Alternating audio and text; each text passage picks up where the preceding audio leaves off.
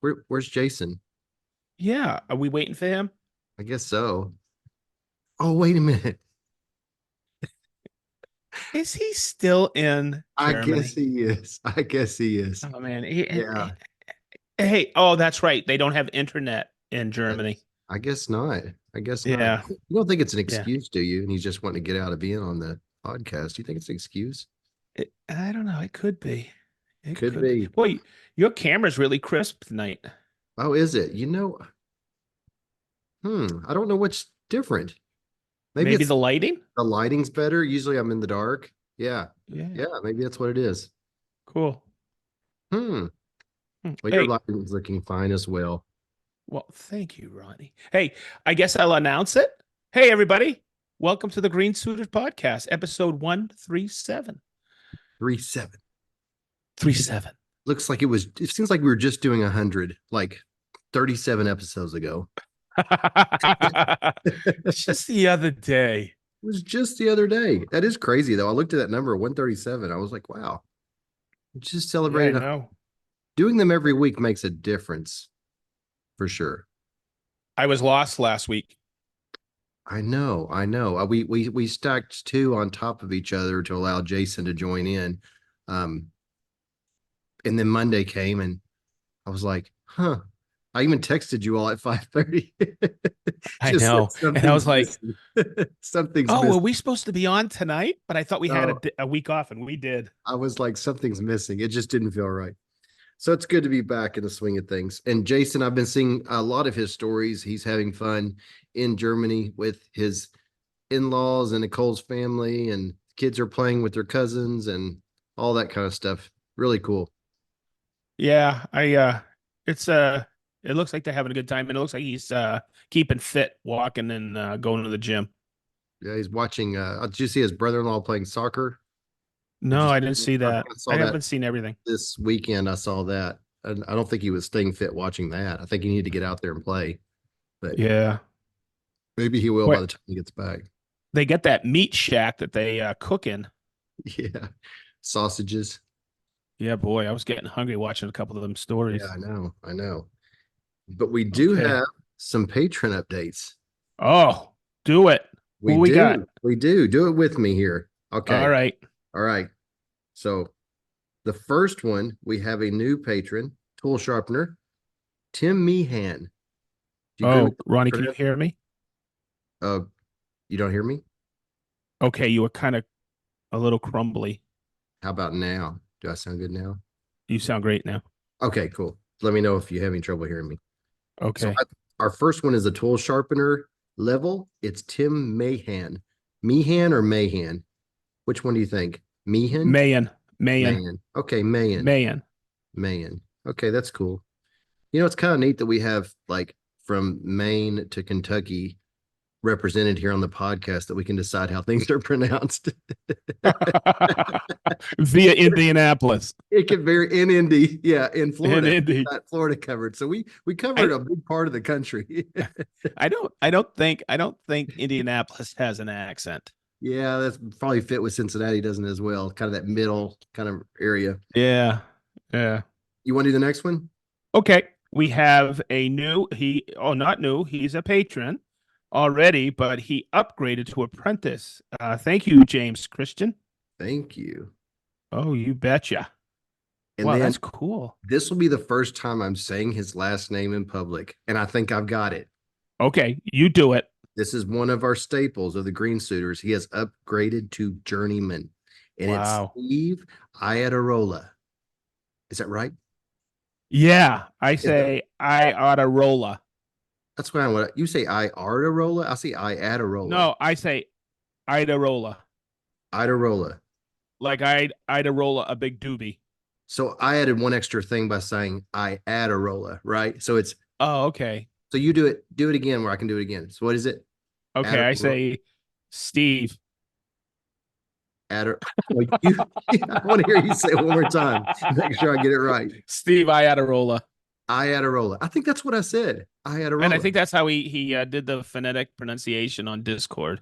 Yeah, yeah. So I think I've got it. Yeah. Okay, cool. I And wouldn't even have attempted that at one time, but I've seen his I love name. hanging out with him at JLC and going out to dinner. We always have a good time. Yeah, yeah, I was excited to see that his upgrade. That was a nice Hmm. little surprise. Everybody's up. It's nice to always see new patrons, and upgrades are always nice to see. Always Oh nice. yeah. And then we also Oh, have our giveaway for May. and I was just looking at some new product he's working on via texting with Tyler uh, about 5 minutes before the podcast tonight. And boy, he has got some innovative stuff. Okay, so you want me to announce the giveaway? Sure, with Forge 3D.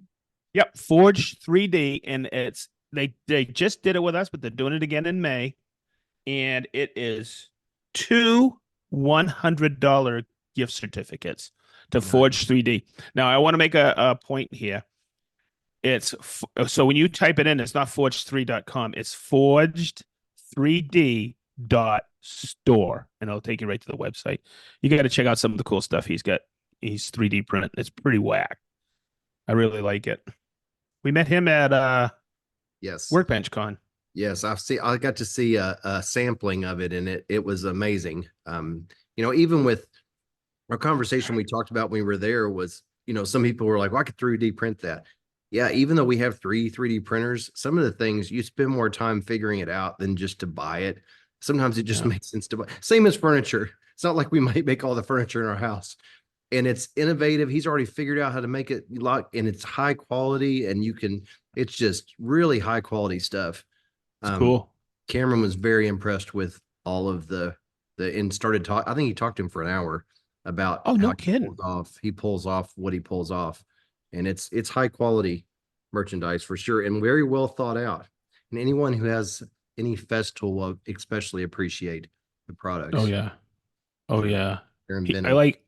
I like his nesting sys organization Yes, tubs. They're all, I mean, he doesn't make the same sizes that Festival does. He makes different sizes, they're but he also stackable. makes them shallower so you can stack them and they still fit in the sys organization system. It's pretty cool. Yeah, but my first thought when I saw those is it bugged me when I have a plumbing one, and you know how on the plumbing ones you have like the faucet. When you have a faucet kit that leaks, it comes with a little bitty spring and a little rubber washer and that kind of thing. And sometimes I buy a kit that will have like three repairs in it, and it kills me to take a Yes. sustainer that's like what was that? What size is that? Like 2x2, 2 inch by two, Yep. a 2 by 2 and stick like a couple of springs in there, and you're like, oh, it's wasted. But then if you pile more stuff in there, you're not going to know what's in there. So you end up That's having right. one that's almost empty. And the stackable ones allow you to be like really smart with it. You could have layers Yeah. digging through. So it's amazing. You could hold a lot more things in the same size container, Oh, for sure. For still be sure. I organized. like it. Very. Especially stacking O-rings and stuff like that, small Yeah. parts Yeah. that you don't have a boatload of. Yes. Yeah. It's wicked cool. Or This, another thing is having it with you, but you don't use it that often. And it could be down on a lower level that you have it there. Like, for example, I have thumbtacks that I have in one of yep. mine. And it's just for when I'm working by myself and I'm doing a screen job and I just need a magic person on the other side to hold. I'll take a thumbtack and stick the Oh, screen up to tack it in place. yeah. And those thumbtacks become very, very valuable. But I've struggled before about where to put them because if you put them, you don't, you have like 20 of them, they don't take up any room at all, but they get lost in a big compartment. So that's the perfect kind of thing to put things like that in there for sure. Oh, I never thought of that. That's cool. Yeah. That's cool. So what have you So been up to? I've Is that been, all the business? I think we covered it. I think we're good. We're just knocking through it. Man, Yeah. cool. All right. What have Other you than, been up to? other than that, let's see. I, I've been helping out Cameron a little bit. We're getting ready for, he's going to be in it's called the Makers Challenge Central. Um, it's a online, I think it's like season 17, and they Wow. he's going to be a host with the other Annie's Woodwork and Evans both. So they're having all teen hosts this time, which is kind of cool. And they're walking Oh, the boy. challenge. The challenge is to build a box or something of meaning that's meaningful to you. And there's really Oh, no other guidelines other than that, just building a box. And Anyone can join by just going out on makerschallengecentral.com and signing up. And there's about 3 weeks from I think May the 3rd is the start date, and it goes for about 3 weeks. There's prizes you can win, and it's a really good Oh, idea. I like the idea of the box building because it really stretches your woodworking knowledge and skills sometimes, joinery, a lot of little concepts like that without spending a lot of materials. oh man. So they do it all online? Yes. What happens, like Cameron will just show posts and stories updating his progress on building one, and Annie and Evan will also, and people will just kind of follow along that with just maybe getting ideas or also seeing someone else building, and then they'll be building themselves. They can hashtag and share it. Um, there's things that are posted out on the Maker Central site, and it's kind of a group build, but in your own shop. And then there's Oh, prizes and cool. sponsors, and it's pretty cool.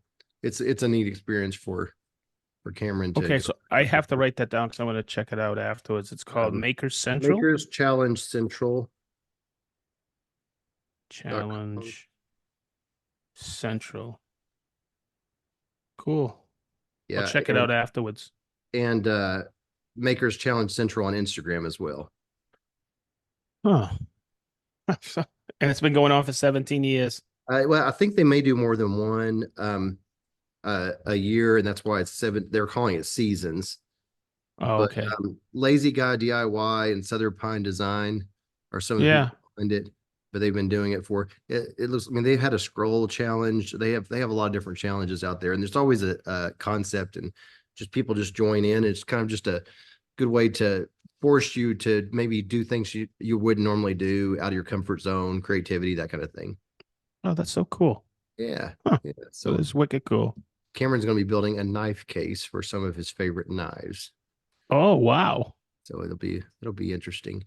He's going to He build a just case for his favorite Tormac sharpener. Well, it's funny. He just left the shop just a minute ago. He came in to sharpen all three of the knives because he didn't want to build a case for them before they were sharpened. He's What a mastered the character. knife. He's mastered the knife sharpening. I tell you, you'll be impressed next time you see it. He's got it Way down. cool. He's got it down. Way cool. So we were working on that. I did go to the Derby this year, which I normally don't do that, and I had an Oh, opportunity to go see Churchill Downs and all of the renovations that they've done since the last huh. time I was there, and it's amazing. They have new sections, and um, it's totally different since the last time I went. They've really did a major renovation, so that was cool. Well, but you had been before. Yes, yeah, it's just been a while. It's been I would say like 7, 8 years since I've been Wow. somewhere Huh. that far back. So that was Gr- neat to go to that. How many times have you been? Mm, three or four, three or four. Wow. I heard it's a great party. It's very segmented. Like the infield is like a big party, like anything goes, which you can't even see that from most of the other areas. And then you have the lower level that's like general admission type thing, and everyone on every level dresses up, and it's a big deal. But it gets more and more a big deal the different areas you get to. Oh, Like okay. there's one area that's like $10,000 a person for a ticket, and that's the area. Holy, I've not been to that area. holy I've crap. not been to that area, but even Wow. even some of the lowest, admissions can be really high. It's going up each, just like everything else. I mean, like parking was $100. What? Yeah, it was parking was 100. I took a picture of the sign to send it to Kelly. I was like, look at this. Yeah, they get what they can get. But it Did you was pay the hunch? no, we actually had it arranged where we didn't have to even worry about the parking. We were dropped off, so we didn't have to worry about it. But Oh, if you're going to park, you're going to pay dearly. Um, but it was wow. neat. It was cool to see that. I mean, it's Huh. funny. I've lived in Kentucky my whole life, and that's how many times I've went. And it's one of those things where I think people that live farther away maybe make it more than people that actually live here do. Um, Yeah. Huh. Interesting. It's kind of like the Indianapolis 500 here in Indianapolis. Yeah, Duh. It's very very similar. I've been here. I've been here 17 years. I've never been. Yeah, that's a very close equivalent. I think it's funny. I grew up in like where exactly where all the main thoroughbred horses are born and raised, right Yep. within 10 miles of my house. But I really didn't know a lot about horses until I started having customers that were in the thoroughbred Oh, industry, and just yeah. little hits and little made me appreciate the industry a lot more. I Huh. just always saw them. I'm driving along and I see all the farm fences and see the horses, but I didn't really know a lot about the business.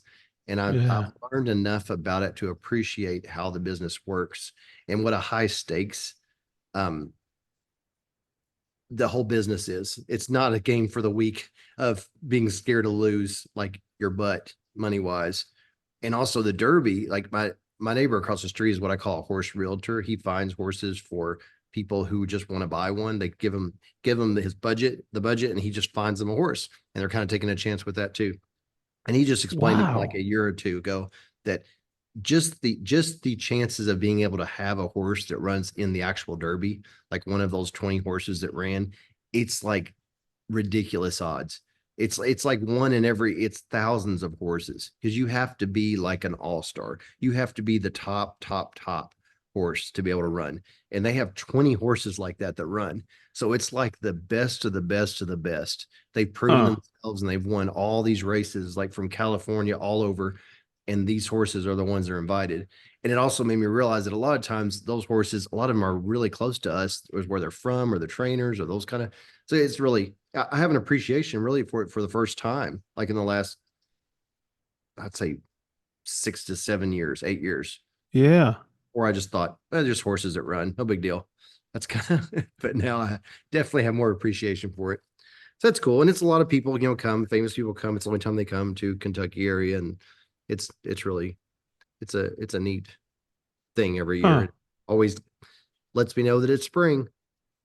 Yeah. It's like this is May right now, and this is uh carburetor time, here in Indy. There is this whole place is popping right now.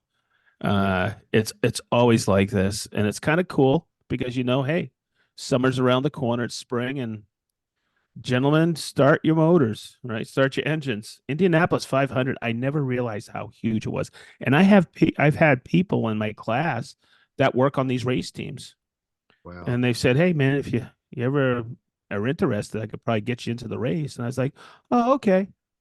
You And know, then I see them, they go, "You really don't care, do you?" I go, "Nope, I it's too think big a crowd for me." I can understand that as well. I think when you bring that up, everything that I just said is probably the equivalent in the indie world, but you have to have appreciation and understand, or you Yes. just think it's a car race. It's Yep. probably everything that still applies. It's still a huge gamble. You still have to find the right driver and the right team, and all Oh that. yeah. You have to have all that, and you're putting all these millions and millions and millions of dollars out just to hopefully win this one race. And Yep. that's something that unless you follow it, you just if you don't know the stories behind it, Yeah. it's not as interesting. That's that's You were that's what I found. you were with me at in Austin last fall. Mhm. You and Cam, and they had the build off at Austin School of Furniture the same week as Formula One. When I was getting on the plane in Indy to go down, they go, "Oh, you're going down to Austin? You're going to go down for the Formula One." I never realized how big that is worldwide I did not and either. how much it costs just to go. Yeah. Yep. Yep. And Oh, same, see, that's another equivalent, same as Derby, same thing. I heard that the Brown Hotel downtown Louisville, which is not it's not an amazing hotel, it's just an older hotel. I heard rooms were 5,500 for Derby a night. That's what what? the rooms were. And they wouldn't ask that if they weren't getting it. That's where they started at. Yeah. They started at 5,500 a night. Well, So they just really take, and I'm sure Indy's the same way. When yeah. Indy's Oh, yeah. the hotels are the same way. Yep. That's why I insisted that we have the build off the first week or the first full week Yeah. because those hotels are going to start skying next week. when you said that, I started thinking how funny it would be to have like Green Suitor Con and not know it during like Indie Week in Indianapolis. It'd be like, I'm sorry, guys, hotel room is 20,000 for you. Yeah. Oh my God.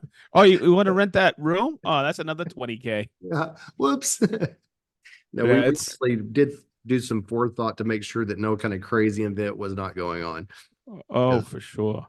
like in Cincinnati, it would have been the Taylor Swift concert recently. That would have been when the hotel rooms would have been astronomical. Oh, for sure. And Yeah, it's funny. It's like, oh yeah, we didn't think about that. And for the build off, it was Formula One plus the 2 weeks before it was Austin City Limits. oh, And and everybody in the hotels, I go, are you okay? She goes, it's been an exhausting 3 weeks. And then I we bet. show up for a build off. It was Oh, I unreal. bet. I bet. Well, Yeah. I left that build off, and Cameron and I had a layover in Vegas, and we had enough time to get out from the airport and see the track that they were building because it was only about Yeah. 2 weeks away, I believe, 2 or 3 weeks Yep. away from that. And they were working at, middle of the night, 24/7, building all the barriers, the LED lights, the overpasses, and everything. And that was our entertainment, just walking around and looking, going, I cannot believe they're doing this just for a race. I Just know. amazing. Grandstands, they cut down palm trees to put in stadium and grandstands. And it's funny, but they get the coin for it. They I have such a know. fanatical base. And then here's something that, you know, I just learned about last year, and I had no thought of it. And I can't believe how big it is. I always knew horse racing was huge.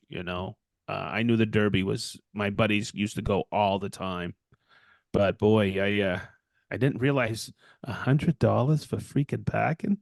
Yeah, that's just an example. Yeah, drinks are 22, 22 for a drink. Yeah, What? it keeps going.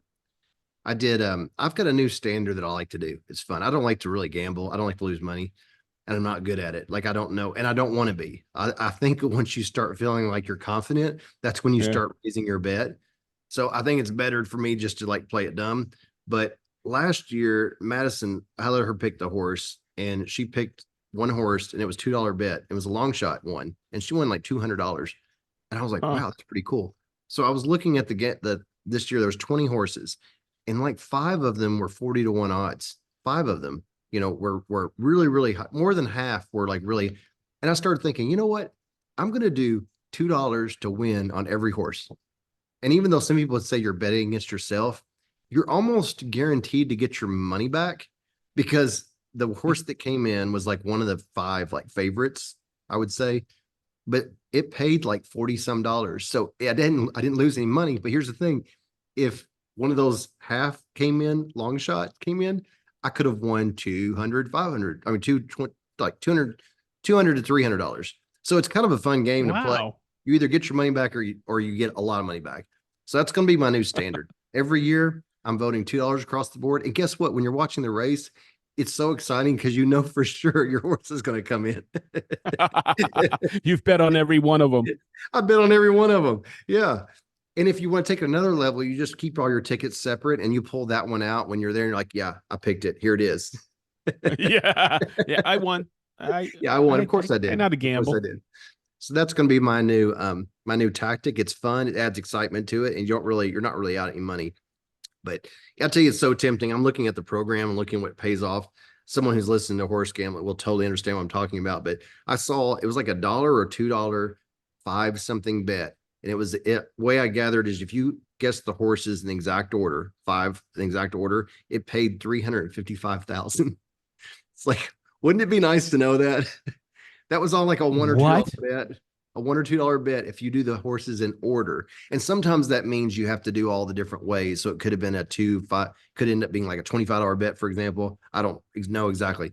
But just at the lowest amount of doing that exact five in order, it paid 355.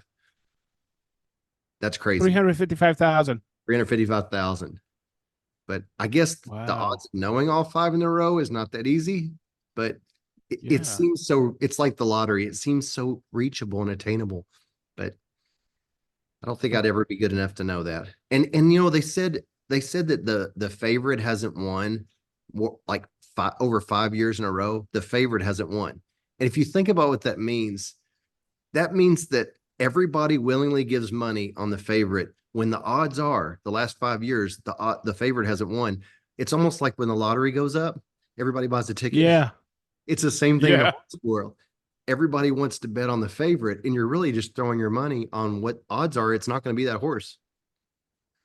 So that's my not understanding anything about horse gambling 101 today. That's what I know. My tip is to bet on all the winners, and you'll be a winner. Yeah. We used to up in Maine, we used to have the sulkies, and there was a guy who was a trainer, or he did something at the track, and it was the track we used to go to once a week. We do it in the summertime. We'd go not once a week, like once or twice a month, and we'd take the girls out, and he would come over that afternoon, and he goes, these are my guesses, and it wasn't inside betting or anything. That he just go, these are my guesses, and we would all go there, drink, eat, have a great dinner. And as we were eating, we would bet on the horses. One of us would run and say, "Hey, let's put some money on this." And it wasn't a lot, but guess what? 9 out of 10 times, we paid for our dinner with our dates and drinks. That's always fun. Yeah, As long as you're playing with just a little bit of money, you're not, it's not enough to make you nervous. It has to be an amount that you're willing to lose just for fun, and don't turn it into more than that. And I think it's fun, but yeah, I wouldn't want to lose my butt at the track. yeah. It That was would, fun. It was a chill thing to do on. I think we went on Wednesday nights. I think it was. It was that's fun. good. That's when I lived on the beach in the summertime up in Old Orchard Beach. Oh, nice. Nice. Yeah, yeah, man. I do have one other thing that's going on that I'm pretty excited about. I don't know if I mentioned it or not, but I have like three, I'll call them opportunities. One is to help out my mom at her house. We tore up a rock path before winter started because she was starting to trip on it. And I told her I'd Hmm. research over the winter. She doesn't use it during the winter. Told her I'd research and see what kind of path, and everything just leads to a concrete path. Although that's not something aesthetically is like the best, I was trying to think of doing other. Yeah. She's perfectly fine with that. So I was looking at that, and I've got some other things, and I started looking online. There's this thing called a mud mixer. Have you seen the mud mixer? There's a lot of ads for it. It looks like it's a it's a concrete mixer that has a little spout on the end, and it can do like 50 bags of concrete in an hour. You just pop them on What? there, and it is incredible. And I started eyeing it, and I reached out to him and started talking to him about some projects that I have coming up and that I'd really like to try one out. And they actually said that they were interested in doing some things. So it just came in, and I wasn't Wow. expecting. They shipped it within 4 days of telling me that they wanted to do it. Like it came faster than it Wow. was even ready, and I was like, wow, it's here. So it weighs 175 pounds in 4 boxes right now, but I'm excited to get it together and use it. I have a use at the shop. I've got a couple of things that are concrete projects, and because of my father-in-law, I know enough to be dangerous on how to do concrete. But the thing that scares me the most is dealing with the concrete truck drivers, because you have to Ye- speak a special Oh, language, and to not have to deal with that will be a benefit for me. And also, they have minimums, and all my projects wouldn't meet the minimum. So I'd be paying for that minimum amount, and they'd be dumping the concrete out or taking it with them. So this allows you to use just what you need. It reminds me of the Conturo, because you stick it on top, you can turn it on and off. It dispenses what you use. So you don't have to worry about like the concrete drying. Like there is an auger that comes out that it could dry in the summer. You can't really just like leave it sitting there, but you can stop it. Even one person could use it and stop as you're spreading and start it back up again. And it has an adjustable thing for the water. So you can adjust how wet or dry it is. And once you get it dialed in, you don't have to touch that. It just mixes as fast as you can put the bags on top. You set a bag on top, and it splits the paper for you and just goes down in the what? hopper. It can hold 300 pounds in the hopper, and then it can do 50, 60 bags in an hour. It's really impressive. Wow. So Man, it's called a mud mixer. And there are rental places that carry them now. Huh. I know Indianapolis has some places that came up, and so did Cincinnati. And I've heard Wow. that when people come to the rental places, they're still taking the rentals buckets like you'd see at Lowe's, like the turning ones and things like that, because they don't know what this one is. And I heard a guy said that he bought one from a rental company that had it over a year. They never rented it out one time because no one wanted it because they didn't know what it was. It's almost like somebody Really? renting the Edge Bander, the commercial Edge Bander, and leaving the Conturo at the rental place because they don't understand what it is. When they said that the ones that the standard mixtures that people use are a lot of work because you have to dump the bag in there, you have to add the water. There's a lot of things you have to do, and this Oh one. yeah. We when I poured um that little pad for my air conditioning unit, I had Jason over here, Rick, a few other people, and my buddy Brian brought it over on his trailer and dropped it off, and it was one of those mud mixers. And I think him and his buddy bought it at Harbor Freight or Northern Yes, Tool, yeah. and I've it was. But Rick was feeding that thing, and it worked great. Yeah, they But work. it's a lot of work. It's a lot of work. That's the thing. This is not someone can do it by themselves. You could load it up in the hopper, then come back and it tilts back and forth. You can even like do it. It's like a mini concrete truck, pretty much. It's on wheels. They're flatless tires, and it's just really well thought out. Looks like it's made and comes out of Texas. So Huh. it's an interesting product. I don't know. I must have looked at it once, and it's been on my feed now nonstop for like months. And every time it comes up, I start watching it. But I'm excited to work with that. I'm always like tools that make jobs easier, and it seems like more and more I have the need to do footers and concrete work just with the things Yeah. that I do, and it's almost like one of the frontiers that I have not explored as much. But helping Yeah. my father-in-law out last year with like an 80-foot driveway, I feel like I have the confidence now to start acting like I know what I'm doing. Huh. Hey, how long's the walkway you gotta do?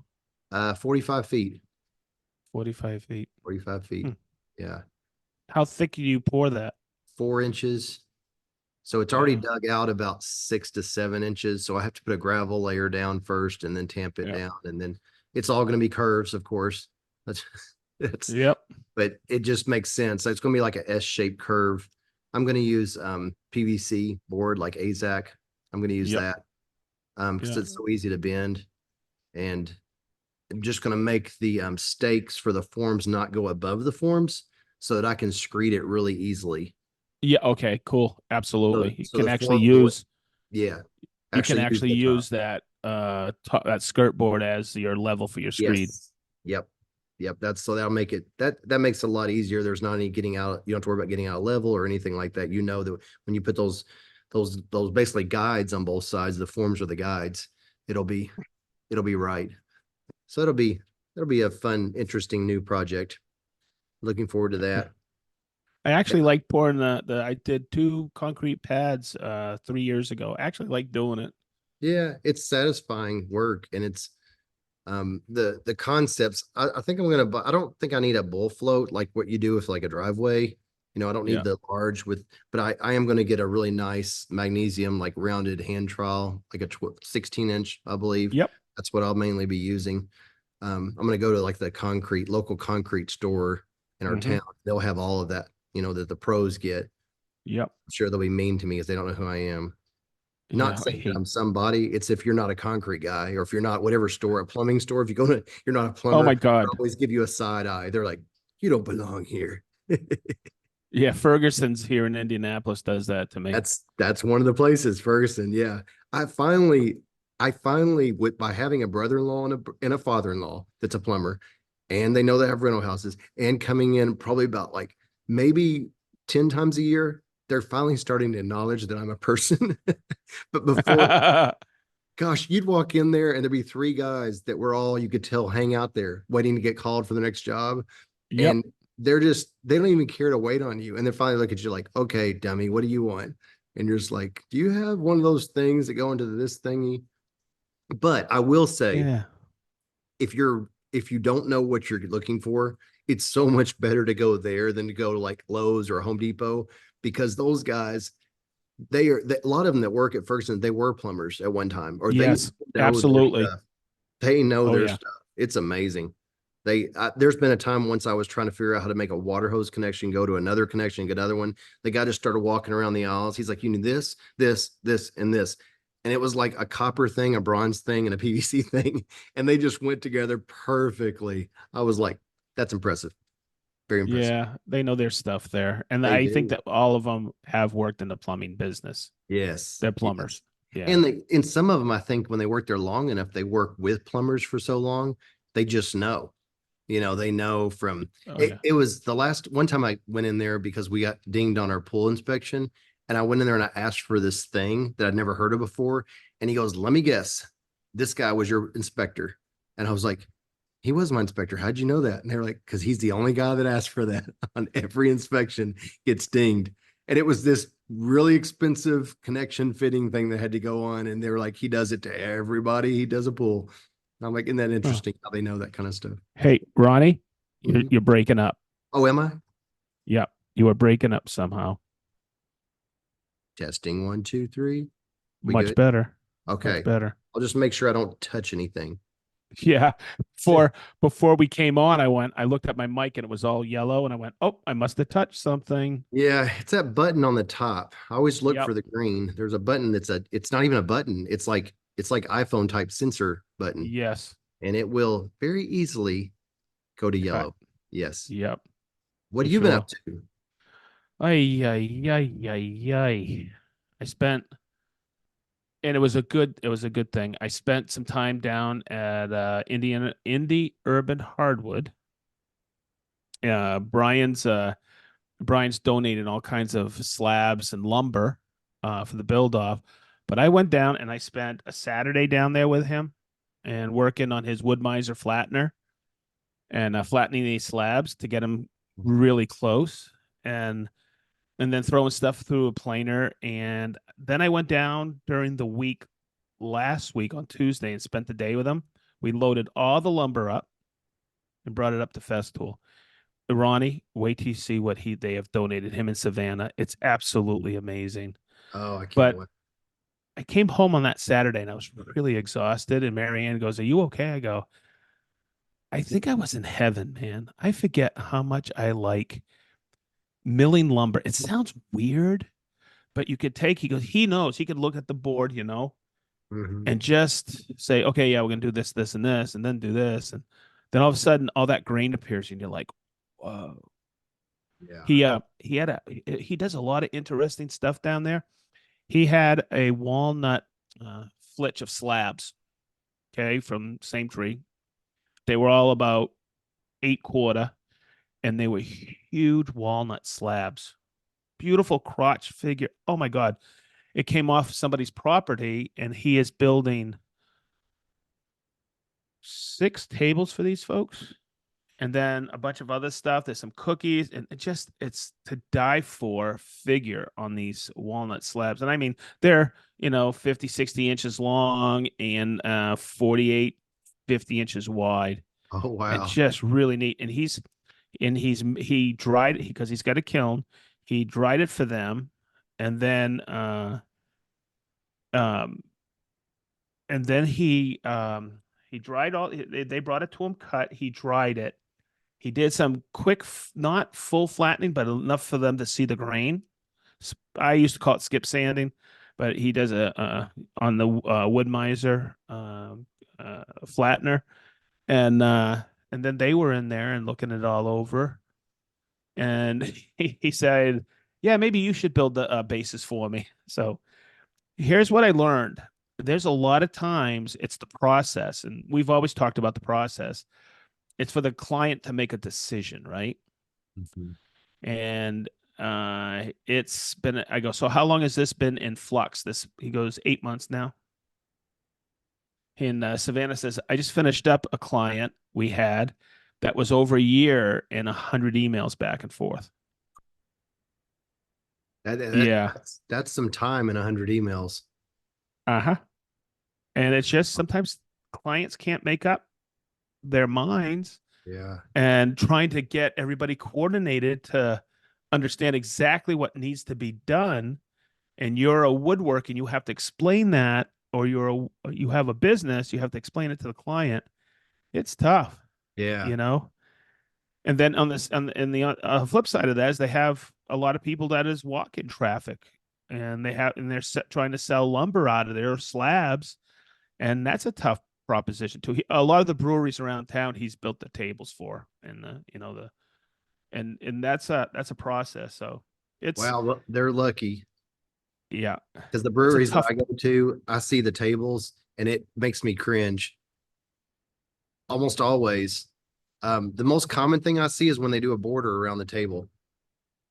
They'll picture frame it out Yep. after they're done. See Yep. it all the time. Yeah. It's yeah, and sometimes I walk into places, and I'm not going to say the bar because he owns a couple of bars here in the area, and somebody says, "Isn't this woodworking beautiful?" And I'm like, "Oh yeah, It's nice it's wood. horrible. It's marine plywood, picture framed with something else, and just all stained to hide everything." Yeah. And I'm like, "My God, I can't believe these people are getting away with this." And they're getting it sold to them, and they're thinking, "Oh, these guys are fine craftsmen." And I'm like, "Okay." And it's well, and the other thing is, and Mary Ann said, most people don't care when they're in here; they're freaking drunk.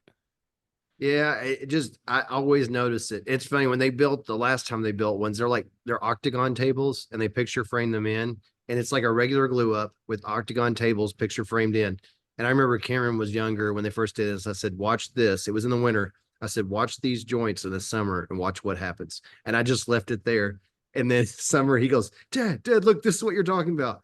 And it's not like I'm a genius. I've learned it the hard way. I've learned you can ignore about wood movement, but it happens and you learn the hard way if you don't.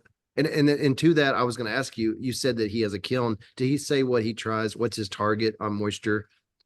I On didn't like, ask. I'm curious. And the reason why I'm curious is I have a fairly nice moisture meter now, and I try to pay attention to it or I won't have surprises. And the glue up that I've been working on, the 5x10 walnut table, um, it's set in the shop after it was close to final dimensions since Workbench Con. So it's the longest Hmm. I've ever let something acclimate my shop. And it was interesting. My moisture readings were as high as 14% on one board. That was a board that must have been on the bottom of my stack. Everything else was between 8 and 11. So I actually took that 14 board and I just put it to the side. I thought I'm going to do another project with that. I bought two extra boards and Yeah. cannot stress the importance of, even though walnut is so expensive, I'm so glad I bought two extra 12 footers, which was expensive, but I just counted it as part of the project because Yeah. after you dimension it down, sometimes one of them just wants to do a crazy curve. That's what one of the boards did. The other one was really high moisture. And both of them, I just took those out of the equation and then glued up the others. But So you reminded me, there's this guy at work. He's no longer with us. Nice guy. He really got into woodworking, and he did an octagonal table with a really cool design and everything. And I love it when somebody comes up. You probably have had this. Hey, what do you think of this? I nice. don't know. I don't think they're really asking your advice. They just want you to look at it and go, "Oh yeah, nice." So I looked at it and I go, "Oh, that's pretty cool. That's a nice. How did you compensate for wood movement? You didn't glue this up yet." And he goes, "Oh, it's not going to move. I bought it all the Southern Yellow Pine at a Home Depot, Oh and yeah, it was, and it's not going to move." And I go, "Oh, okay." So about that was February. oh, About even worse. about about July, he comes up to me, and goes, "Holy crap, you were right." And I go, "It's all buckling and splitting and opening up." He goes, Yeah, "Yeah." And I yeah, go, I said, "I didn't want to be right. I was just trying to coach you on it." right, And I left it at that. He didn't want my advice. He just wanted to show off to me. Look what I right, made. right. I'm good. And I'm That like, I'm just laughing. I was going, "Good luck with that." I remember when I used to read all the magazines and books and try to, learn more. Whenever it got to the moisture thing, I would start reading and I'd be like, this is boring. I'm flipping to the next page. I'd always skip it. It took having some projects curl on me, split on me. And I'm like, Yep. this is that moisture thing they were talking about. Let me circle back and learn what they're talking about here. This, So you this either is learn it the relative. hard This is way. relative humidity. I think it almost needs to happen to you though, or you won't believe it. Yep. It has, you have to see it, and you can see it in a house. If you go in any house that has real tongue and groove hardwood floors in the summer, you will see somewhere, you will see a gap, like somewhere. Usually it's at the weakest place in the floor, like from side to side. It's there's somewhere, maybe sometimes two places that you will see a gap. And if you go there during the summer, that gap's not there, but it is in the winter. I love teaching people about wood movement. I love it Yeah, because it's something you cannot control. It's yeah. called relative humidity. And what was funny is and I probably told this on the podcast a couple times. The CEO at one time where I work, Festool, he has said, I want a desk like this. And I like the way you showed in that class how to waterfall.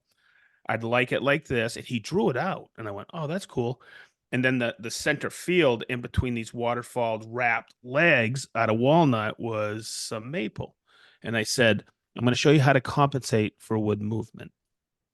And we used the connectors in the wide setting because he wanted it knocked down. I thought he'd take it back to Germany, but he didn't. And it sits in Clint's office now, our CEO. And I always walk up to it and I feel the edge with the maple and the walnut, right? So Fabian, the former CEO, would bring people in the office and goes, check this out. Because when we did it, it was perfectly flush, the maple to the walnut. Mm-hmm. Okay. But then he would go, holy crap, Sedge, come here, look at this. That's moved all that. This July, I go, I told you. And it'll move And back. then February would roll around. He goes, look, it's even again. Yeah. Yeah. And that's why you compensate it. And that's why you draw board, breadboard edges, Yes. I was going ends. to tell you that that was one of the most telling jobs I've ever done. I did a pine, almost like it's almost like a glorified farmhouse table with like bench seating.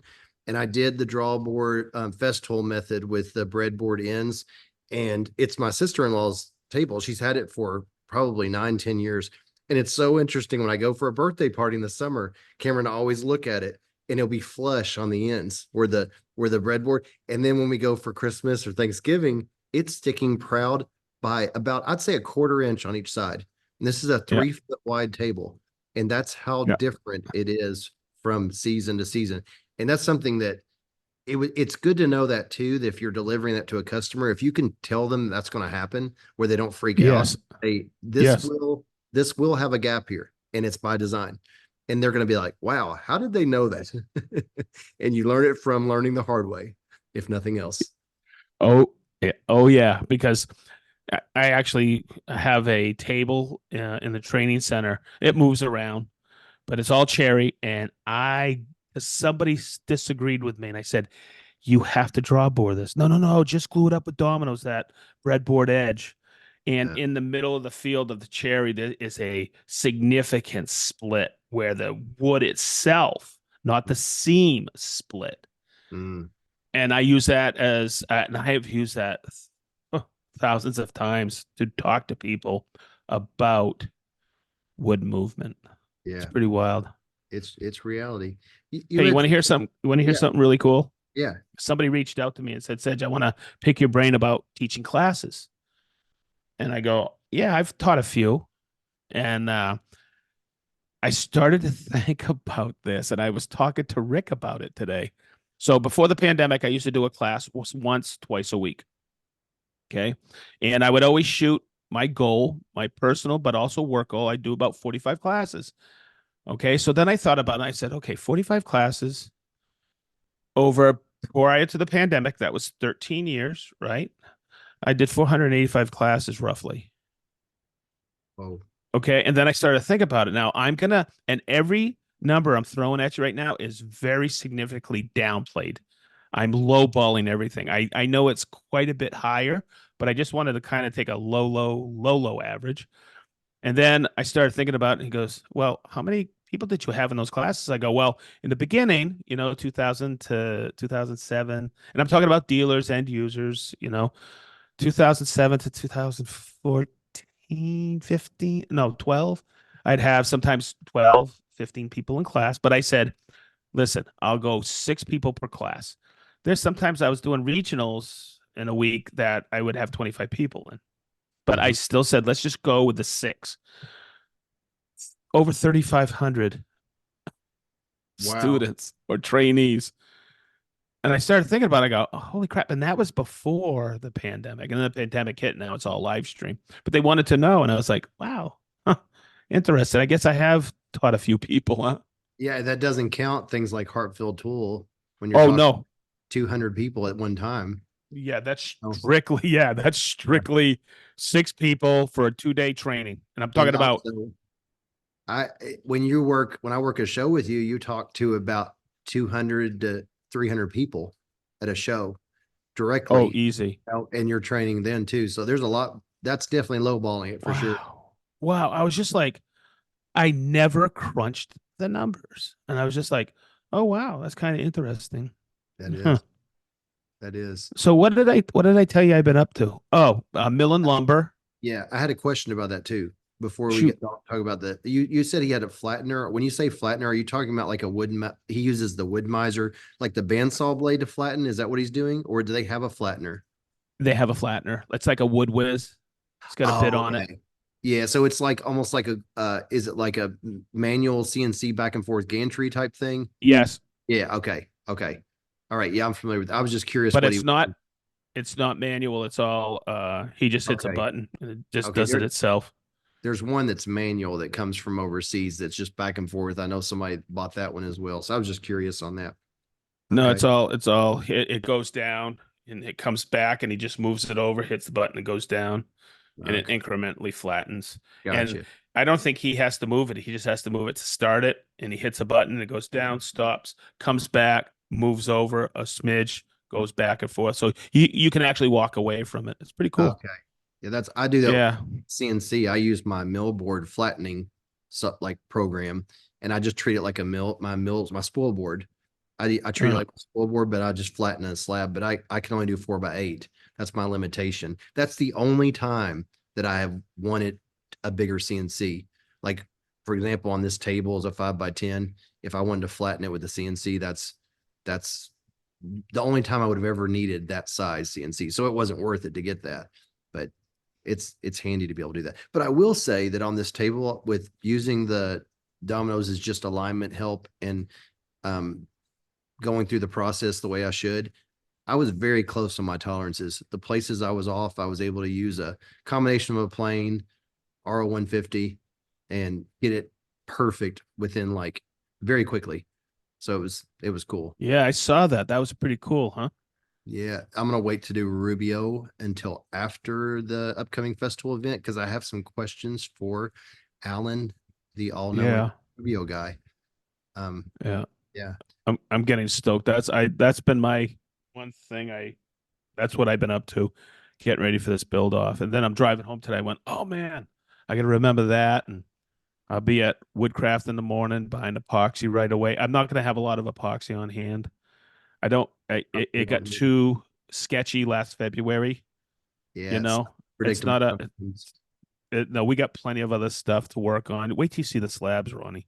Oh, we got You got wood glue. yeah, I got glue. You got glue. That's good. And then I spent the entire weekend with Chris. Okay, so uh do you know when you write down an idea for a YouTube video or someone reaches out to you and says, "Yeah, I'm thinking about doing it." Then all of a sudden you realize, "Holy crap, a year's been gone by." Right? So I did the full cabinet build a year and a half ago, 2 years ago, but I did it in segments and then we did an overview video and it's done exceptionally well. And it's a cabinet. It's an upper wall cabinet, whatever you want to call it, but it's frameless. And then we made doors for it. And so everybody's asking, how do you build a base cabinet? And this weekend, Saturday and Sunday, just a lot of shooting, but we'll probably release it next week. I did a frameless base cabinet, That's just cool. a box with the nailers, the way I teach everybody how to do it, the removable 1/4 inch back that's captured. And you know what? When we were finished yesterday, I just looked at Chris and I went, That was a lot of fun, you know? And Chris goes, well, maybe we should do more cabinet videos. Yeah. And I thought about it and I went, yeah, because I could teach a lot of people about drawer box base cabinets, blind cabinets, blind corners. And I'm like, huh. Yeah. So we're gonna start, and I'm not promising anything because I promised a base frameless base cabinet over 2 years ago. But you Hmm. get caught up in things, and I'm just like, wow. See, Rubio's going to be there this week, right? But also Shape is going to be there, and Right. I need to ask them a bunch of questions because I did those two videos basically a couple weeks apart, and life got in. It's funny how someone says, "Hey, you gonna do more Shaper videos?" I go, "Yeah, of course I'm gonna." And then next thing you know, 6 months go by. I know. I know. It's It's unbelievable. crazy It's how quick time flies. it really is. I mean, I can't believe we're already looking at June. It will be here before you know it. It's you just like it. I feel like I'm getting anxious sometimes. I'm like, gosh, we're gonna be in midsummer if I don't watch out. But And Jason will be back here, and oh God. yeah, he'll be coming back before you know. I think he's coming back by fall. I heard he's gonna stop off and talk to the guys at Off the Cut. Where what did he did? I'm just kidding. Planes don't land there, do they? No, I guess he'll be back when? In a week? 2 weeks? I guess A a week and a half from now. full week because he was going to be gone for 3 weeks. Yeah. Whew. Yeah, yeah, he'll be. I'm sure he'll be tired when he gets home. They're going all the time and make sure they see everybody and do everything they need to do. I'm sure they're gonna have a full 3 weeks for sure. Yeah. It's sometimes when I'm up in Maine, people reach out, "Hey, let's get together," and I'll go, "Yeah, yeah, yeah." I stopped doing that. Yeah, When I because go up to Maine, I'm there for my sister, to hang out, my brother-in-law and everything. But then, it's not that I feel committed because I'm not, but I do hang out with a couple of buddies that I've hung out with my whole life. But there's sometimes I just want to, wow, I'd love to go hang out with like Adam and stuff like that. So I'm going to start taking a little bit longer sketches up there and go hang out, you know, yeah, with that's a good idea. people. It's a good But it's idea. just it's tough sometimes because, like, okay, my buddy Rick at work, Rick, right? Yes. He is leaving tomorrow morning on vacation. And he wanted to maximize every single day. He is a planner like I've never seen. I thought I was organized. He's got a PowerPoint for his trip for each day because he Nice. doesn't want to miss anything. I looked at him. I shook his hand today before leaving work. I said, "Listen, I know you're optimizing this trip, but you better daggone relax a little. They're doing the Southwest Canyon, Bryce, Zion, and I look at the schedule that he has out there. I was like, oh my God. He goes, I just found, and that book you gave me? I go, yeah. He goes, I just found a local place on Route 66 that you can stop in, and they still have a soda jerk there.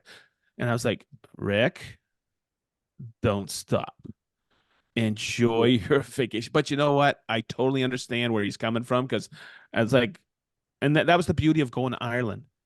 I had to get us on the plane and get both couples there, and I was done. That's why I did a tour. Yeah. And boy, did I relax. We did it in October, and I would say, Sean, and it was like 11 couples. There were 22 of us on the bus that fit like 50 people. It was perfect. And I got to tell you what, between sightseeing places, boy, did I take some naps on that bus. Oh, I bet. It It's was, nice not I'll to tell, worry about it. that's the first time I truly didn't have to worry where we were heading. We would show up at the hotel. He goes, okay, here's your hotel keys. And I go, what about it? He goes, oh, we'll bring them up for you. And I was like, and then they would bring the luggage down in the morning. And I'm like, now. And Mary Ann looked at me. I was like, I like halfway through, she goes, you are really relaxing. I go, yeah, because I left my phone at home. Oh, wow. That's nice.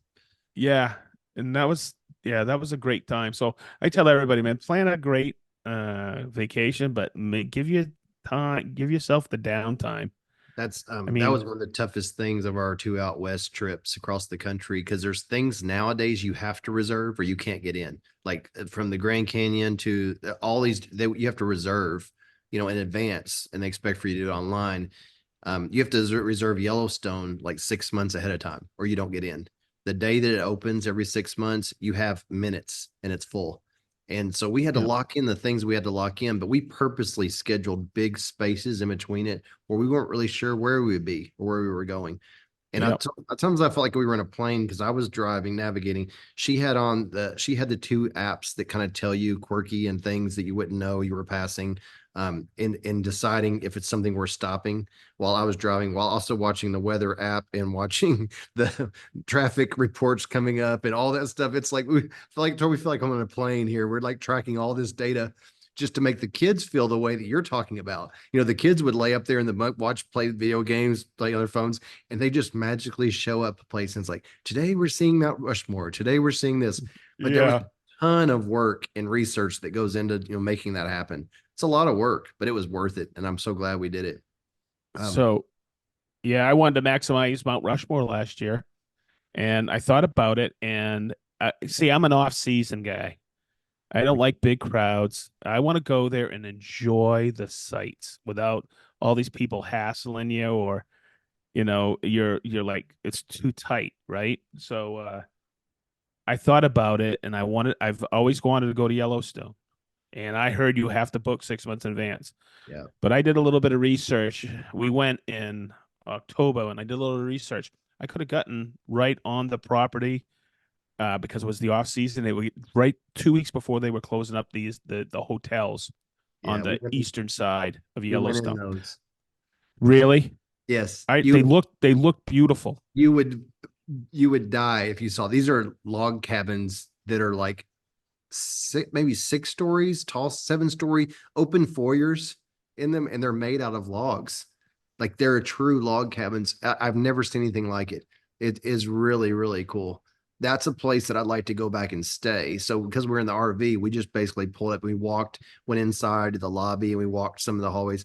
Really cool place. It's the Yes, lodge that backs to the geyser, to Old Faithful. yes, That's the one we went yeah, in. Yeah, it was really yeah. cool. But the thing is, Ronnie, as I looked at it, and from Mount Rushmore to there is a 9 hours one way, and I went, no, I want to relax. And Marianne says, yeah, no, no, no, no. We'll do that another time. That's where the marathon in me, like I'd love to drive. When I start driving, I don't care. I get in a zone and we would stop like somewhere like that. And I would see something was 8 or 9 hours away. It started when you're driving that far across the country, things you start going, oh, it's only 7 hours. It's only 8 hours. We can get there by so and so. And we would or we cut it in half. We'd drive halfway, stop, and then do the other half in the morning. So the kids really didn't know the difference. But you definitely have to, there's some distance between everything. Not many Woo. things are close by. And people are always like, "What did you go here?" And I'll look, and I'm like, "Well, that was 7 hours north of where we went." No, we didn't go there. But Exactly. you Exactly. Because, can't see everything. Yeah, yeah, but there's so much great stuff to see. Our there country is. is beautiful. There is. There's so much. I felt like we had a sampler platter. We saw some of the big things, and we saw some other things that were that we didn't hear anyone say about, that we just happened upon. And Yep. it's just really cool. The apps they have now make it so nice because it knows where you are and it will point things Yeah. out. And people rate how worth it is or not. So they save you time. Some people are like, I've seen better, not worth it. If you've ever seen this, it's not worth it. They'll say things like that. And you're like, okay, moving on. That's really neat. It's just, Yeah. Yeah. It's like, but and the other side is there's people who born, raised New York City, Boston, Chicago, Miami, and they've never ventured out, and I'm like, goodness gracious, get out, just travel somewhere, and yeah, you'll realize how great this country is and how beautiful and magnificent, yes. just our country. You don't have to travel international. Well, it's Go interesting. see our Whenever country. whenever I go international, I go anywhere. It's like I can compare everywhere to somewhere just about in our country.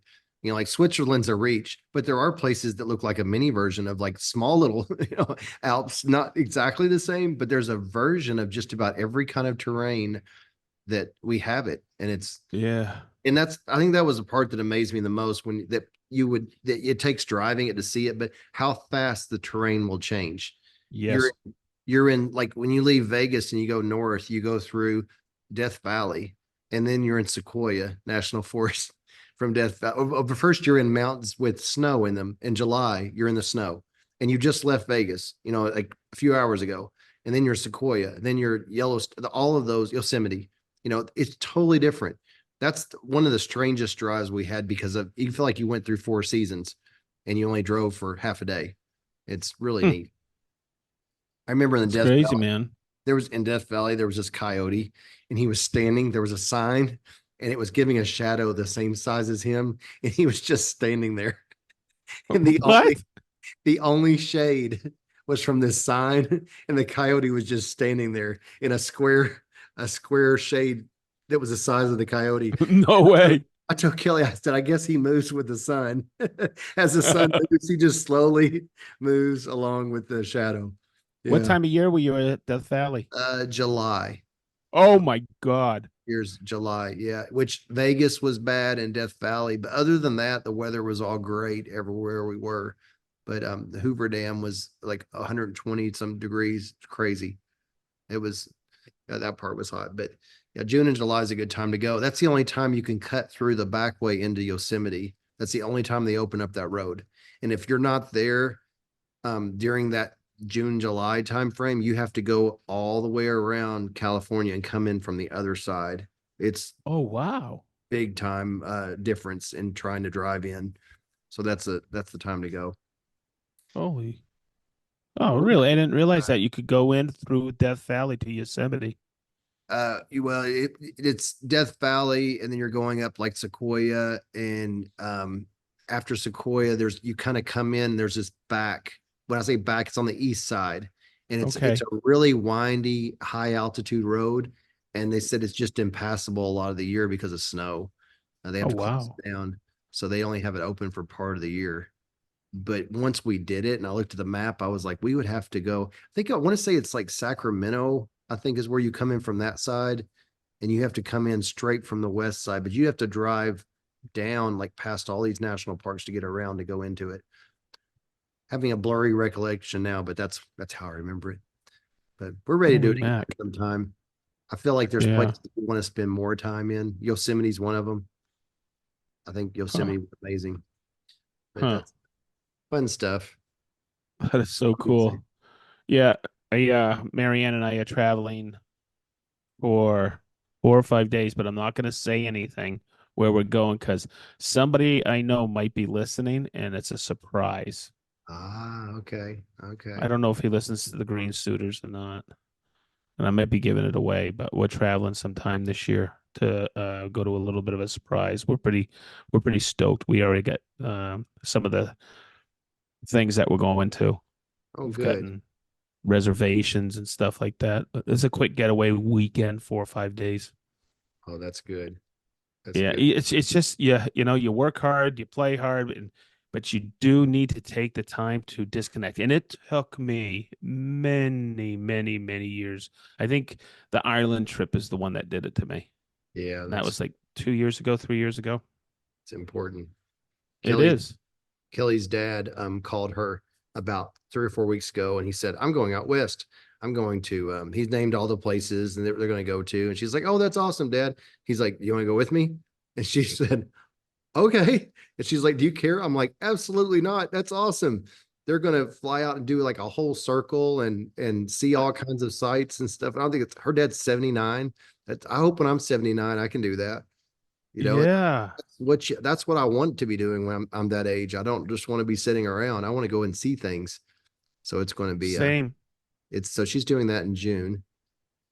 And then she had a friend call her about going with her. She's a pharmaceutical rep, and she said her husband cannot go on a trip that she won. And she's like, "Would you like to go to Santa Barbara with me? It's at the Ritz Carlton, and it's like all expenses paid. Would you Ooh. like to go?" and she said, we keep saying we're going to go on a girls' trip. This could be our girls' trip. She called me. She's like, do you care if after I get back from my trip with my dad, like after a week later, if I go? I'm like, absolutely not. Do it. Go. Yes. Got it. That's the whole purpose of what, working and doing everything. You got to take advantage of those things. You can't let anything else get in the way. So I'm excited. You got to take those opportunities, getaways and do it because we're always going to be Yeah. busy. Everybody's always going to have too much to do. Yep. And Marianne and I, sometimes we're like, we want to get a lot of stuff done around the house, but somebody will come over and we'll start talking with people, and or we're outside, we're talking with neighbors, and 2 or 3, 4 hours go by. And then we look at each other and go, okay, good night. Okay, good night. But then we always laugh and we go, that's what life's all about. Yeah. Take the time to enjoy life with friends and family. Yeah. And we're doing that more and more. Boy, we woke up this morning, it's Monday, right? This is when we record. We woke up this morning, we were both exhausted from the weekend Oh, yeah. Yeah. because we both work full time. We had all our, we call them chores. We had to do all our chores plus yard work all weekend for me. But we had people stop by and we grilled yesterday. We had about 8 people over. It was just fun. That is fun. Yeah, because life's too damn short, And Chris and I shot all weekend. But you know what? It's a good exhaustion. Now comes I call this my busiest week all year. Build Marathon. off weeks are Yeah. just.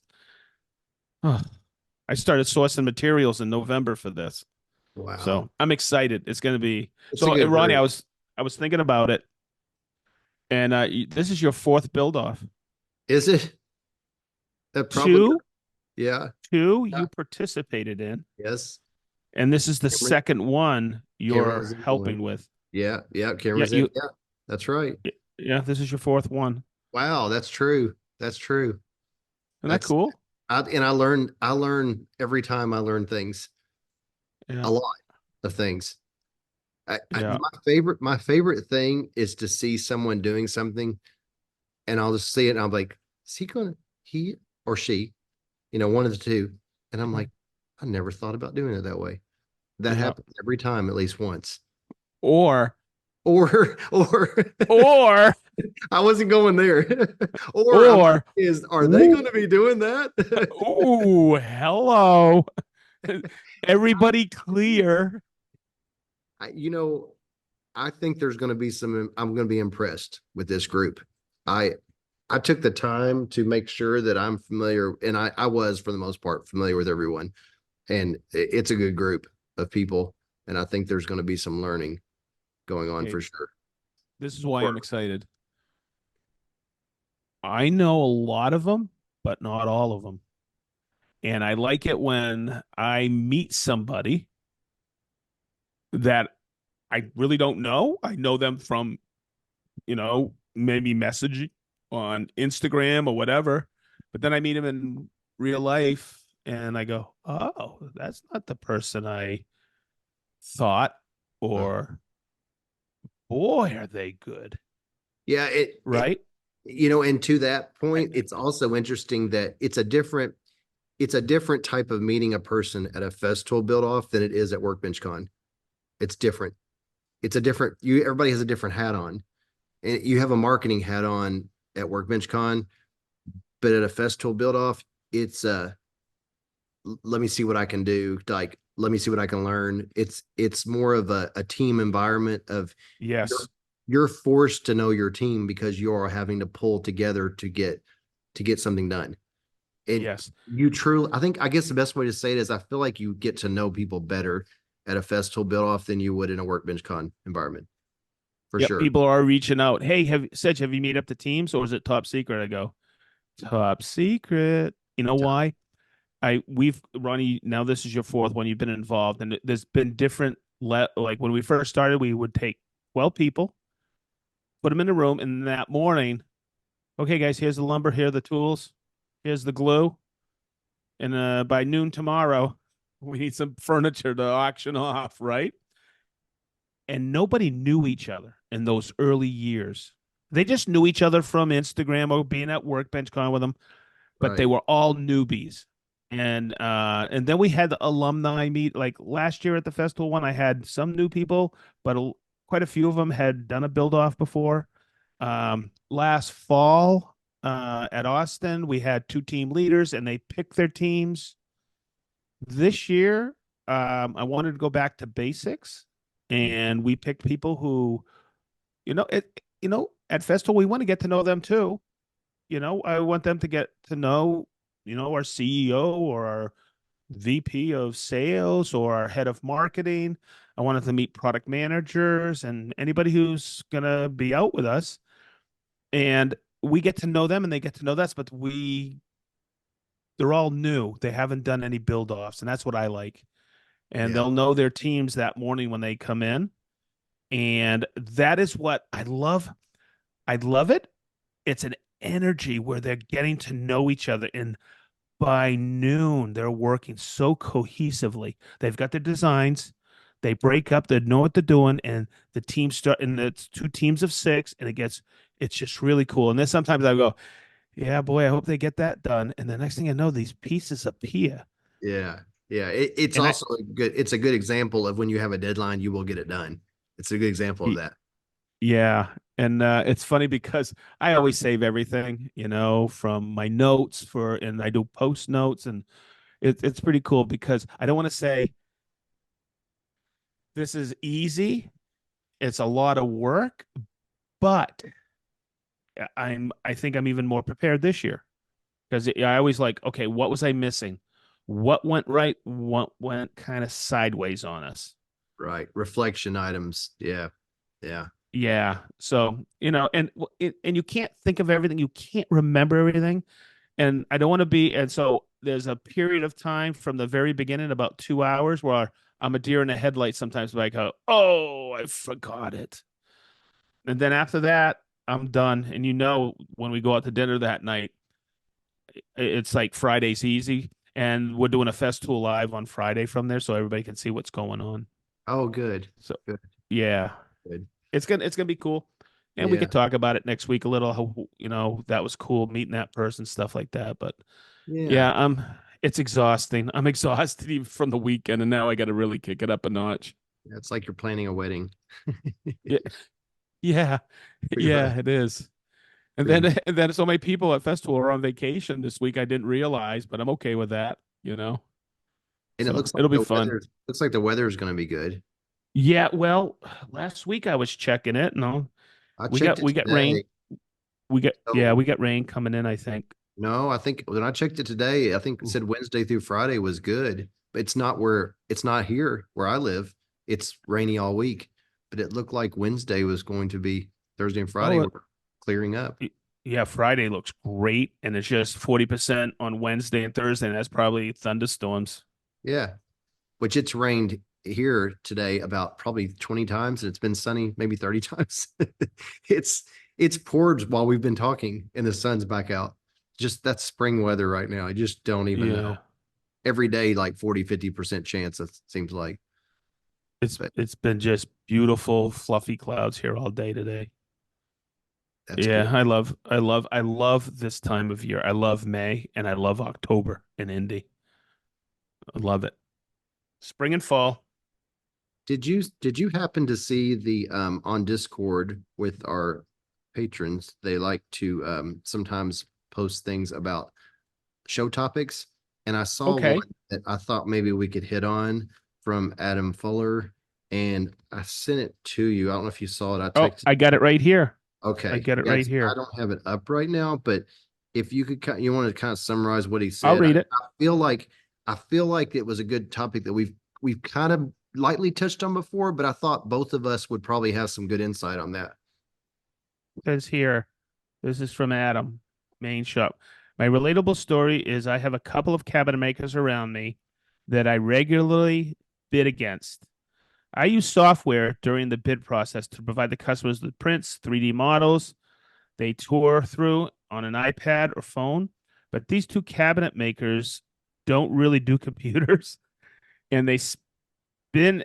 it as a higher quality that they still hand sketch out rough designs and give rough estimates. Ooh, I don't like that. Rough estimates. Yeah. Uh, from time to time, I get customers that are drinking the Kool-Aid and comment to me how wonderful and traditional these guys are, that they hand sketch everything out. I have to act like I respect that, but honestly, I know they are too damn lazy and cheap to learn and pay for the software. Oh boy, I can relate to that. The drawings are less accurate, so they have more freedom to up, I won't use that word, and cut corners. And they trick homeowners into thinking that it's a higher level product, and it drives me nuts.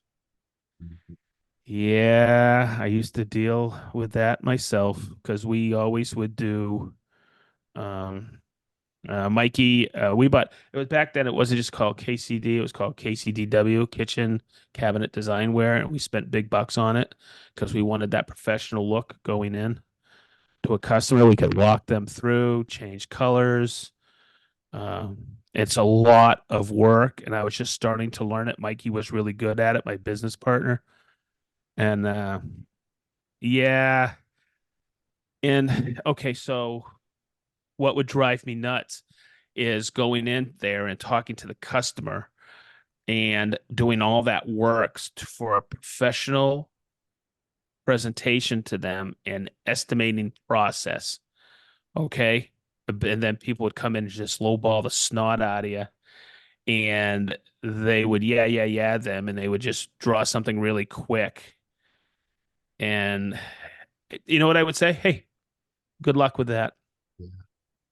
Yeah. But it's always, for me, it was always the selling process of you or us, Mikey and me.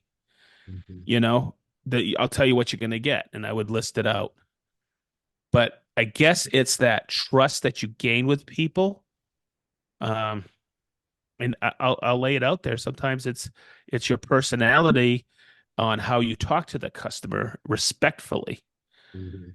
But it does drive me crazy when people make all this hemming and hawing about equality and what you're going through, Adam. It sounds like you got a couple old timers out there that have been in the flux for a while, and you're going in with a much more professional presentation, and they're taking them because maybe they are a little bit older and they have a good shtick of talking about what they're building. I Yeah. I I think it's tough sometimes to give a rough estimate. I don't want to blindside the customer, but I'm always going to lead in there about changes, and that's going to cost, right? Yeah. How many times have you done that, Yeah. Ronnie? I, I don't think I can almost say with surety, I have never changed the cost on a project after I estimate it. No matter how much I lost, I've never came back and said, we need more. I can't think of any exceptions right now to that. Mainly it's a How thing because don't want to act like that. I don't want to say that I messed up, for example. And I think there's some that are feel completely okay with doing that. Oh yeah, I messed up. I forgot I didn't count for this.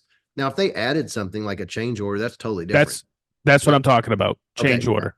yeah, like a change order. But I think something that would really help him in that situation is to educate, even if they are like an older audience, educate them in that he starts with a sketch, a rough sketch in his mind and on paper. He's went an extra step on this proposal to turn it into digital down to the 16th of an inch, down to accurate drawings. This thing has virtually already been built. And his estimate is going to be accurate because there's not any foreseen things because it's already been built to scale on paper and in design. The other drawing has a lot of things that could be figured out as it's building, and it's going to equal cost. It's going to equal increased costs. And And also, I think it's important to point out to a customer how expensive the software is. That shouldn't be something that's hidden. It should say, this software cost me thousands of dollars, sometimes a month. It could cost you $1,000 a month for this software. And the reason why I do this is so you can clearly see what you're getting. And also, I can be as accurate as possible with my material estimating and my labor costs. And then they'll be like, well, hand drawings are stupid. yeah, well, I'll tell you what. He also said something in there, and it boils down for a lot of things. They're freaking lazy. Yeah, lazy, and that's the way they've always gotten away with doing it too. If you can do that Yep. and stay busy, you don't want to get any better. That's and I have mentioned before, there's certain customers I've had before that didn't know exactly what they wanted, and I was doing it, and I had a lot of freedom on how I was going to pull it off. So because of that, even though I drew it out in like SketchUp to kind of understand my sizing, my dimensions, and everything, I would switch to the filter that says like hand sketch, and I would only give them that because it took some of the Yes. detail out of it, and they couldn't hold me to this since they wanted me to take on so much responsibility of how it was going to end up. And sometimes while you're building something, it's nice to go, this would look better if I did this, if I did this. And I Mhm. like to have that freedom. And so I have done Yeah. that. And also to Adams, if his doesn't have that, if like KCD or whatever he uses doesn't have that option, you could always take a screenshot and pull it into other apps that will turn it to a pencil sketch and will turn it Mhm. into something if that's what you think the customer may be wanting to see. That's always an option. But I think start celebrating that, start letting them know that what the advantage of the digital, what that is. It's not just Yeah. something you pulled up off a screen. This is based on their dimensions of their house. These are well thought out, and that's why Yeah. they're accurate. I like what you said. You could sell it or educate them that it is a much more accurate estimate versus a rough estimate. Boy, I would stay away from somebody who gave me a rough estimate Yeah. and wanted a deposit on a rough estimate. Yes. There's no way in hell I would give any money for that. The only time I do, and I don't even call it a rough estimate, I say it's an approximate estimate. When everyone reach out to me on the products that we make from built-ins or anything, and I'm never met with the person or they're not a referral, I always say, based on what you told me, the project you're describing sounds like it would fall somewhere between this and this range. Is that what you were thinking? Is that within where you were? And I do that just to not waste my time as the only person in the Yes. company. And it works so well because I don't drive. The last one I did that for was 50 minutes away. I did that on Monday this week. And I told him it falls in that range. And I don't even care. I don't even make it goes out of my head. After I hit send, I may never hear from this guy again. But guess what? He came back. He goes, yes, that is. Can you send me pictures of what my space would look like? Can you do this? And when can we meet? So I know now going to this meeting, he's not even going to be surprised by the numbers. I've already pre-sold it. So it was worth Yes. driving the 50 minutes over. All I was doing was just putting the little icing on the cake, and it worked. And he told me when I left, he goes, just so you know, I've got some other guys coming over and I won't know till next week. And I was like, that's fine. I was like, I want no pressure. You won't hear from me. And he told me like 2 days later, he sent me a message. He said, I canceled the other appointments. You've got it. And I was like, haha. And that's where you kind Yep. of sell yourself. And I told him while I was Yep. there, I was like, there's not another crew coming over. It's me and it's my son will be coming with me. And we're going to do this. It's not another crew. And there's so many companies that come over and you like the Oh, salesman, but you're never going to see the salesman again ever. And so I just sold. I wanted that job. Sometimes you go into a job and you're like, this one's so easy. There's already a plug right here. I've already got a yes. trick. I've already got it. I was like, I want this one bad. I'm going to extra sell this one real good. Yeah. Yeah. It's like, Extra sell it, yeah, but don't underprice it. right. No, I didn't do that. Yeah. So I always, I No. kind of lock myself in by saying the range whenever, I do that. But that's a good way of doing it too. So you're like set the expectation in the beginning. You don't have any surprises at the sales call. And also, if Adam says, well, my price range for that kind of project is 15 to 20, those hand sketch guys, they might be like, well, I'm 6 to 10. That's a rough estimate. And he may never get called and he has to waste his time with that project. If that's what they're Yep. wanting, 6 to 10. I think that's key though. Quantify them as fast as Yep. possible. Pre-qualify. Yeah, where you Pre-qualify them. don't waste your time because there's always going to be somebody else behind. Don't sell yourself short. Yeah. It just sucks though when he's up against those guys quite often. Yeah, yeah, it is. And it's just it oh, I don't want to call it karma, but it'll wear. They'll Yeah, Yeah, they'll get jobs and they'll under and then are they going to be in business long? You don't know. Maybe yeah, I don't think it's a good business model to no, do a hand sketch and give rough estimates and then the word will get out that rough estimate, and then they escalate it. The word Mhm. will get out, Oh, and it's in Maine, I think, right? Yeah, it's in Maine. So word of mouth up there is, oh, I'm don't go with those guys because they give rough estimates. And next thing you know, they're twice as expensive as the guy who came in with a professional, sketch. The I'm thing that used to drive me crazy, and you keep talking about this, Ronnie, you don't give them when you design something, you don't give them the final plans. There's no way in hell you do no. that because they take that and go and Well, low bid it somewhere else. they give it to the guy with the pencil sketch, and he's like, "Oh, this helps me out."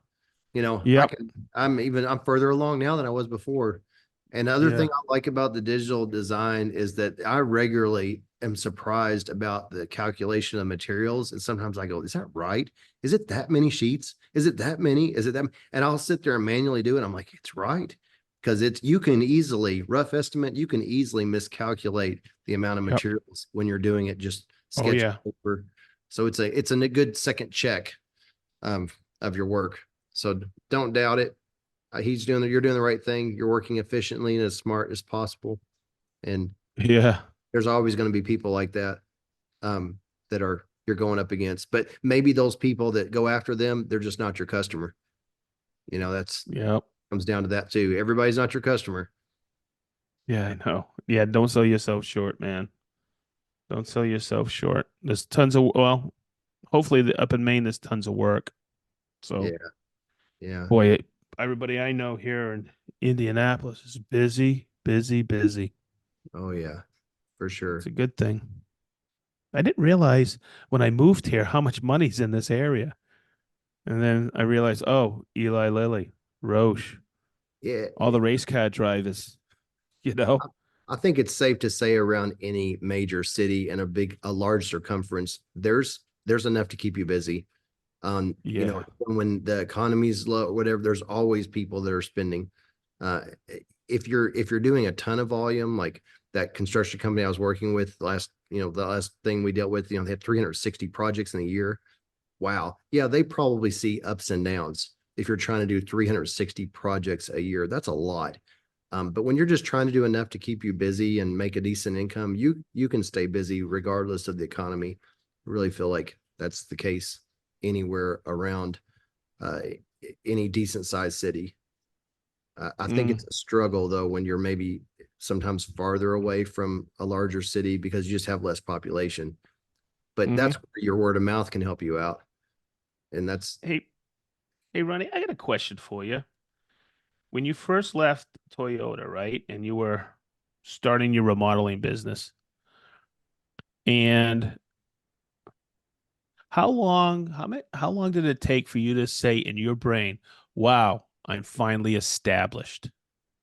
I finally have made a name for myself." Because sometimes in the beginning, you're doubting, right? If you had made the right decision, the work isn't Mhm. constant. I remember, one of the funniest things I remember is I thought it was so funny that people would write checks and put the business name I made up on the check. I thought that was so just funny to me, that they were willing to write a check and put a name that I just made up a business and write a check to that and to have an account with that name on it. I thought that was so amazing. You know, I remember that's a phase you go through at first. I don't know. I never really thought about that, but I guess the biggest thing I'll say is that first 6 or 7 years, I went to the home show, like the big home show, and I would have all my Yeah. displays out of the products and the things that we built and everything. And I would sell, sell, sell, sell, sell myself. And then that was about for the first 6 years. And then Okay. I didn't like doing that because it was such a big week of setting up and doing that. And Kelly would work it with me, and we'd work nonstop for like 4 or 5 days straight, standing up the whole day, smiling the whole day. Just it wears you out. And we were on like the seventh year, and I told her, I was like, it's time to reserve our booth. I was like, what if we just didn't do it this year? And I thought she was going to say, you're crazy. And she's like, okay. And I was like, really? So I feel like at that point, I've been just as busy since I stopped doing that.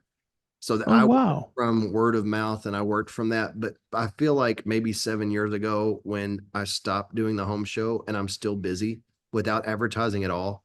Like I've Huh. not advertised for 6 or 7 years on anything and I'm still busy. So I feel like maybe that was my aha moment that it's self-feeding now, which is cool. Huh. It's cool. Yeah. But So let me ask you one. I'm sorry. I know we're Okay, probably that's running okay. over. Got another question about your business. Um, you said advertising. Was the advertising just the home show, or did you I throw did your the name elsewhere? I did the home show. I did one home builder show that they tried for a few years, which wasn't very highly attended. I didn't get a lot out of that, but I tried print ads. I tried Yeah. that a few times. It's extremely expensive, and you see almost nothing from it. Like Yep. maybe one or two calls, tire kickers. They're not quantified. And same with the home show. Those leads are not nearly as good as the ones that I get just from word of mouth because they're people I Yep. usually work for or worked or did a project with. The last advertising that I did was a lifestyle magazine contacted me, and there I see the magazine. It's in all the high end places, the boutique stores and the high end lumber yards. And I knew of the magazine because I always grab it when I see it. It was like 2000 for a page ad. And it was going to be in there. It's Wow. quarterly. It's a quarterly magazine. It's the kind that people put on their coffee table, and they have. And I thought, you know what, I'm going to try this, and I want to see. Not one call from that, one call. Wow. And that's when I said, never again. I'm not ever, Yep. ever again. Now, I will say, I've said before, a van wrap is good. Yes. Van wrap is very, very well worth it advertising. If I Hmm. was new and I was trying to start out, I would go after home show and van wrap. That combo is strong because once you Hmm. get in the neighborhoods and you get in the houses from the home show, then everybody's seeing your van and they're calling on top of that. So it's strong. I would definitely go back to that if I was ever trying to build my business for sure. Yeah. I asked somebody same question, but he was kind of new to the game, and he goes, "Oh, I get all my leads, I get all my work from Instagram and Facebook." And I Mine, went, "What?" He goes, mine "Yeah, was I'm constantly busy because people find me on Instagram and Facebook." I've gotten very little from Instagram. I do know of a specific contractor that used me because they followed me on Instagram. I do know of that one. But Facebook in the beginning, I did use that to tap the market of people I already knew. But I quickly Yeah. shut that down because we've talked about before, people are not your best customers. It's a good place to get your feet wet, but you do not want your business to be based on people because they're not expecting to pay full price. And Yes. going to give you projects that they're going to question why it's so much. It's just better to make that a small piece of the pie. Those are usually the ones that are the toughest because the whole time you're doing it, you're working for a discount and it's just not good. They're trying No. to help you, but it really doesn't help you. It almost holds you back some when there's only so much Hmm. you can do. So I actually stopped posting to Facebook well 12 years ago or 11 years ago, something like that. Or maybe it was 7 years ago. Yeah. 7 years ago, I stopped totally.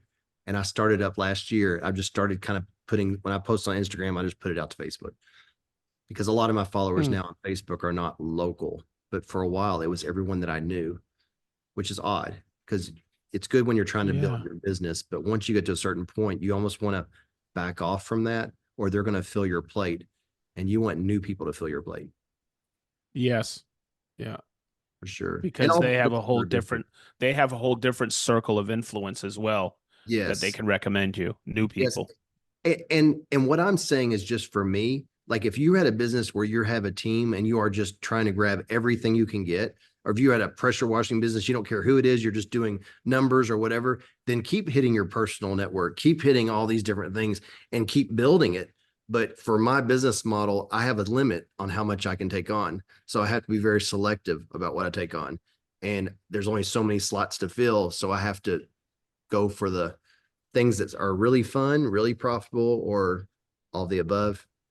And that's It's better. It's really good when they're really profitable and really fun. yes, yes. I found that when they're not profitable, they're not nearly as fun because Exactly.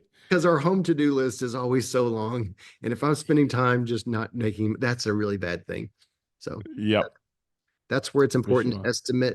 do your estimates and spend extra time, double check your numbers for sure. Oh yeah. Yeah.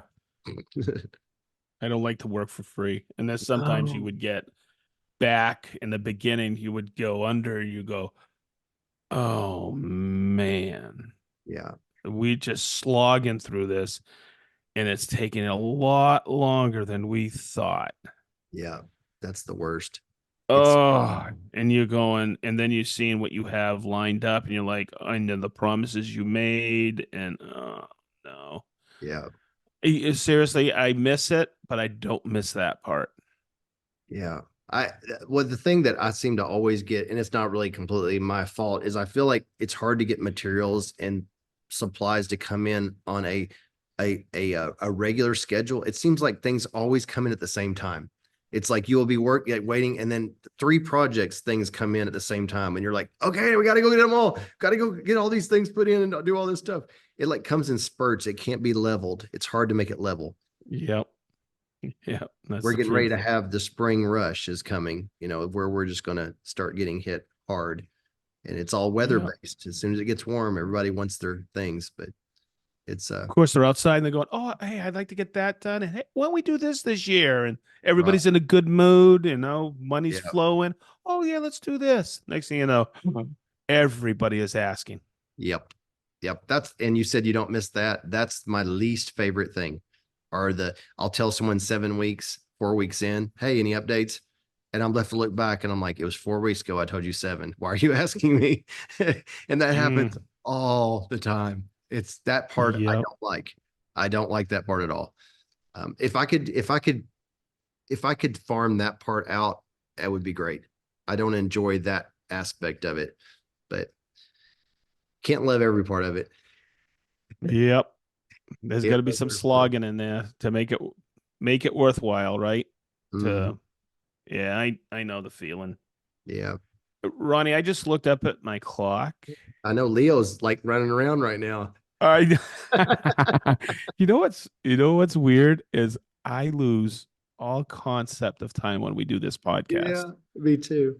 If it wasn't for my little clock up on the laptop screen to be able to look up and see, yeah, it flies by, and it's not Boy, hard. It's not hard. But Leo, I mean, what are we supposed to do? We supposed to just call him and tell him to lay down? Is that how we're gonna do yeah, man, I'll be right up, Leo. it? Yeah, Leo. Hopefully they So took let's Leo with let's them. estimate this. I think it's 6 hours, 5 hours difference. Oh, that's right. Yeah, so he's been sleeping pretty good, or maybe he hasn't been sleeping. But what is that? It's 1 o'clock in the morning, Wow. That is two a o'clock in the morning. major time difference. Yep. Well, it's going to be fun to hear all the stories when they get back. And we'll have plenty to talk about next week with the build off. We'll have already Oh, went off. You'll have that off your plate. And oh my God, another one in the books next week at this time.